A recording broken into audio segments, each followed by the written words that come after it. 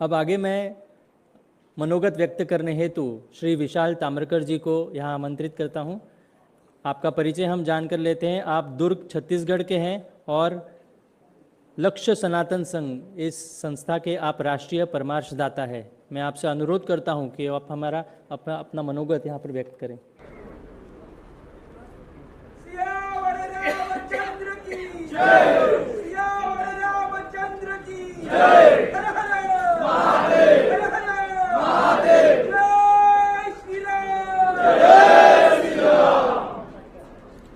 भारत माता की जय। भारत माता की जय। परम पूज्य डॉक्टर जयंत बालाजी आठवले जी के चरणों को प्रणाम करता हूं। मंच पर आसीन सभी आदरणीय को प्रणाम करता हूं। वैश्विक हिंदू राष्ट्र महोत्सव हिंदू राष्ट्र से हिंदू विश्व तक के हिंदू जन जागृति समिति के नेतृत्व से सफलतापूर्वक कार्य किया जा रहा है। मैं व्यासपीठ पर बैठे हुए विराजमान सभी को प्रणाम करता हूं। हमारे भारत देश के अलग अलग राज्यों से सनातनी योद्धा का स्वागत अभिनंदन करता हूं। इस मंच पर सुरेश चौहान जी, कपिल मिश्रा जी एवं तमाम बड़े बड़े टी राजा भैया जी जैसे महान लोगों ने अपनी भूमिका बांधी। ऐसे मंच पे मुझे मंच साझा करने का सौभाग्य प्राप्त हुआ। इस कार्य करने के लिए मैं आयोजनकर्ता की कड़ियों को सभी को धन्यवाद करता हूं। इस स्थान का अनुभव मेरा यही रहा कि यहाँ सुख शांति समृद्धि के साथ धैर्य स्थिरता की अनुभूति के साथ हमें ये सारी चीजें हमें साधना से प्राप्त होती है। अप्रत्यक्ष रूप से मैं अपने अनुभव लेके जा रहा हूँ, ईश्वर से जुड़ता हूँ और गुरुदेव के आशीर्वाद को प्राप्त करते हुए मैं अपने साथ लेकर जा रहा हूँ। भारत देश के प्रत्येक व्यक्ति को इस स्थान पर एक बार जरूर आना चाहिए, क्योंकि ये ऐसा पवित्र स्थान है। यहाँ शंखनाद हो चुका है हिंदू राष्ट्र के लिए और मुझे पूर्ण विश्वास है कि यहीं से हमारी कामना और सफलता हमें प्राप्त होगी। आवाज बुलंद करने की आवश्यकता है। आवाज जब बात आती, भाई साहब ने कहा कि एक और एक जो हम बोलते हैं तो जोड़ते हैं, तो जब 11 होता है तो मैं एक बात, मेरी पंक्ति मेरे ध्यान मेरे स्मरण मेरे चित्त में आई। एक और एक को जोड़ने पर यदि 2 होते हैं तो उसे गणित कहा जाता है।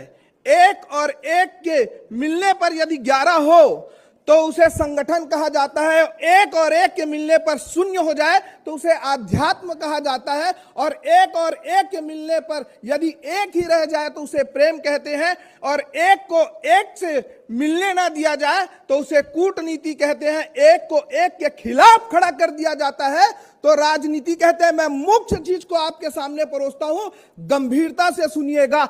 एक और एक के मिलने पर यदि 35 टुकड़े हो जाए तो लो जिहाद कहा जाता है। हमें समाज को इस मुसीबत से बचाना है।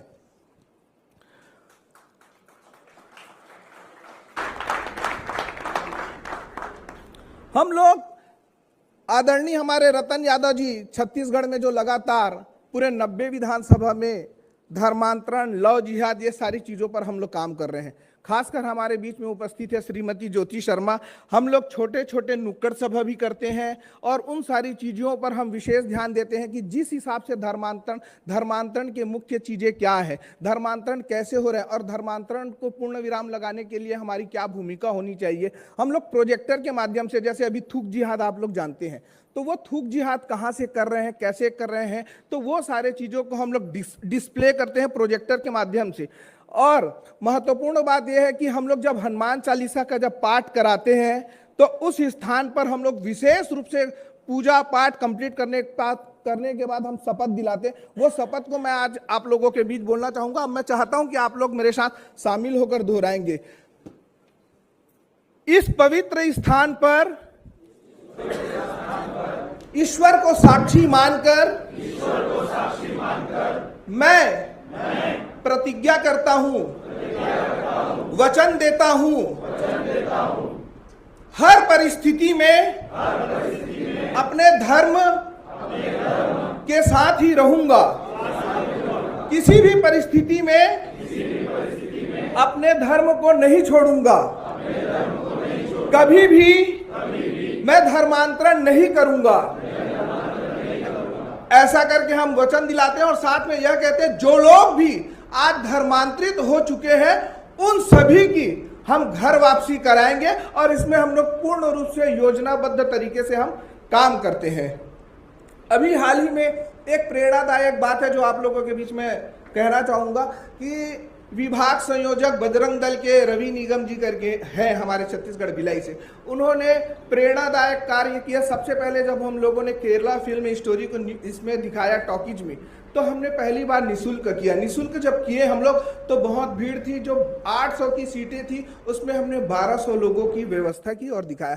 सेकंड टाइम जब फिर बोले कि हम लोगों को देखना है, महिलाओं ने विशेष रुचि रखी इसको देखने के लिए, पुनः हम लोगों ने फिर दिखाया और उस पर जब केरला स्टोरी दिखाने के पहले थिएटर के सामने हमने सभी लोगों को कहा और सभी समाजों से हमने अपील की कि ये जो चीज हम दिखा रहे हैं निःशुल्क करके, हर समाज में समर्थवान लोग नहीं रहते, जागरूक लोग रहते हैं लेकिन किसी कारणवश जाते नहीं। लेकिन आप इस हमारे इस माध्यम से आप भी देख आइए, समाज के वरिष्ठों से हमने अपील किया और वो वरिष्ठों ने हमारी अपील को स्वीकार करते हुए कार्य किया और कम से कम 10 से ज्यादा समाज वालों ने अपने परिवारों को, अपने समाज के लोगों को निःशुल्क इस मूवी को दिखाया। चेतना की बात है, अध्यात्म की बात है, धर्म की बात है, तो एक चीज जरूर मेरे स्मरण में आता है, वो आपके बीच में बोलूंगा। क्योंकि जब हम लोग साथ में जाते हैं तो बहुत सारा जगह ऐसा परिस्थिति होता है कि बोलते हैं कि भैया कि मुझे वहां से फोन आया है कि ये मार देंगे, वो मार देंगे, ऐसी परिस्थितियां निर्मित होती है। कभी तो हम लोग जब संगठित होकर काम करते हैं तो मैं भगवान श्री कृष्ण की कुछ वचनों को आप लोगों के बीच बोलूंगा, क्योंकि यहाँ ज्ञानवान सभी लोग हैं और इसको लाना मुझे बहुत जरूरी है ऐसा लगता है। भगवान श्री कृष्ण से पूछते हैं पांचों पांडव, हे प्रभु की कलयुग की दशा दिशा और परिस्थितियां क्या होगी? तब भगवान श्री कृष्ण कहते हैं जब आप वन में भ्रमण करने के बाद जब वापस आएंगे तब मैं आपसे चर्चा करूंगा, आप लोग आ जाइए। तो पांचों पांडव के में उत्सुकता थी, पूरा ध्यान उनका भगवान श्री कृष्ण के प्रश्न उत्तर पर था। भगवान श्री कृष्ण के प्रश्न उत्तर पर था क्या बोलेंगे भगवान श्री कृष्ण। तो जैसे ही भगवान श्री कृष्ण आते हैं तो बोलते हैं जिसके बारे में अभी जो लव जिहाद के बारे में बोले, चाहे धर्मांतरण के बारे में बोले, ये इसमें जो चीज बता रहा हूं सारी चीजें इसमें आ जाएंगी। बहुत गंभीरता से सुनिएगा। भगवान श्री कृष्ण से बोले कि पांडव जी बोले कि एक ने कहा कि जब मैं वन पर गया तो एक ही स्थान पर 3 कुआं था, पर प्रभु आश्चर्य रह गया कि 2 कुआं में पानी तो पूर्ण भरा हुआ था पर एक में नहीं भरा हुआ था। फिर बोले एक ने कहा कि कबूतर मैंने देखा, कबूतर के पूरे पंखों में वेद शास्त्र सारे ज्ञान लिखे हुए थे, लेकिन मुझे यह समझ नहीं आया प्रभु कि वो भक्षण कर रहा था, मांस को अपने चोंच से खा रहे थे। तो बोले फिर एक ने कहा, क्योंकि समय कम है तो बहुत शॉर्ट में बोल रहा हूं मैं, तो एक ने कहा कि गाय ने बछड़ा दिया और जैसे बछड़ा दिया उसको चाट रहे थे, इतना चाट रहे थे, आप तो सभी जानते हैं वो चाटते ही हैं, लेकिन इतना चाट रहे थे कि रक्त आ गया। रक्त आने के बाद भी वो चाट रहे थे, ये मुझे समझ नहीं आया। फिर बोले कि एक ने कहा कि मैंने हाथी देखा, गजानन महाराज देखे जिसके 2 सूंड थे। ये जो सारी चीजें पूछ रहे थे। फिर अंतिम में एक ने कहा कि धर्मराज युधिष्ठिर ने कहा कि बहुत ऊपर से पहाड़ से इतना बड़ा पत्थर गिर रहा था, विशाल काय, अपने से कई गुना ज्यादा बड़े बड़े पत्थरों, बड़े बड़े वृक्षों को तोड़ते हुए जा रहे थे, लेकिन मुझे यह समझ नहीं आया प्रभु, एक छोटे से पौधे में वह आकर रुक गया, उसकी सामर्थ्यता नहीं थी कि उस पौधे को वो गिरा पाए।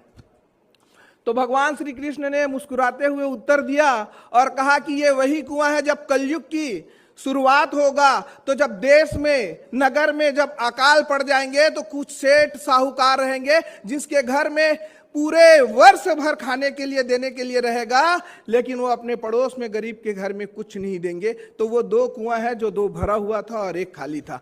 फिर बोले कि जो कबूतर आपने देखा, ऐसे ज्ञानवान रहेंगे जो लोग अच्छी अच्छी बातें करेंगे, जिनको ज्ञान बहुत रहेगा, लेकिन उनकी गतिविधियां मांस मदिरा भक्षण की ओर रहेगी। ये कलयुग की स्थितियां रहेगी। उसके बाद कहा कि जो 2 सूंड वाले, जैसे अभी बोले कि चुनाव के पहले पार्टी की बात आई, चुनाव के पहले घोषणा पत्र में बातें अलग होती हैं, और लेकिन जब परिणाम सत्ताधीश हो जाते हैं, जब सत्ता काबिज हो जाते हैं, तब वो उनकी दशा दिशा अलग हो जाती है, विपरीत काम करते हैं। चुनाव के पहले उनका विवरण अलग होता है। तो वही लोग राज करेंगे जो छल कपट और झूठ से जीतेंगे। तो वही सूंड है, अलग अलग 2 सूंड रहेगा उसका। उसके बाद बोले, बस 2 ही मिनट, फिर उसके बाद बोले कि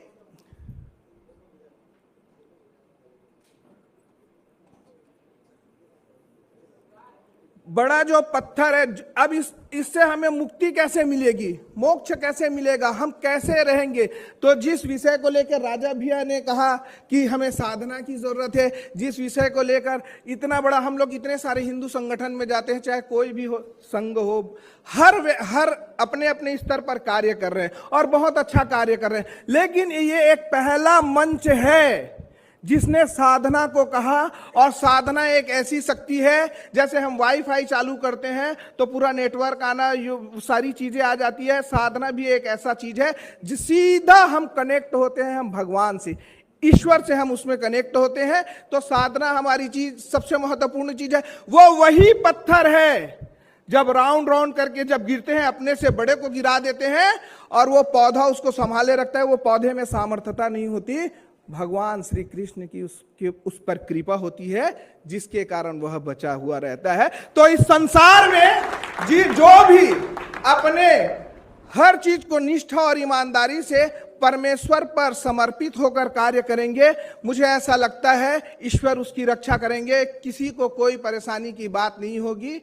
तो ये तो महत्वपूर्ण है। जब वो जो गाय जब अपने बच्चे को चाटती है और रक्त आ जाता है, तो लौ जिहाद उन्हीं लोगों के साथ, उन्हीं परिवार में देखने के लिए मिलता है जो अपने बच्चों को, मेरा तो एक बेटा है और मेरा तो एक बेटी है करके ज्यादा लाड प्यार करते हैं, संस्कारहीन बना देते हैं। और जिसका परिणाम होता है कि वही लोग बाद में अनाथ आश्रम में देखे जाते हैं और उन्हीं की बेटियां लव जिहाद की शिकार होती है। तो ईश्वर की आराधना करना हमारे लिए बहुत महत्वपूर्ण है। मैं अंत में एक वाणी बोलूंगा और फिर मैं विराजमान हो जाऊंगा अपने स्थान पर। और आप लोगों ने, मैं पुनः बोलूंगा कि मुझे इस मंच का अवसर मिला, उसके लिए धन्यवाद करता हूं। ये वंदन की धरती है, ये अभिनंदन की धरती है, ये अर्पण की भूमि है, ये तर्पण की भूमि है। इसकी नदी नदी गंगा है, कंकड़ कंकड़ शंकर है। हम जिएंगे तो भारत देश के लिए, मरेंगे तो भारत देश के लिए। मरने के बाद भी गंगा में विसर्जित हमारी अस्थियों को कोई कान लगाकर सुनेगा तो एक ही आवाज आएगी, भारत माता की, भारत माता की। धन्यवाद।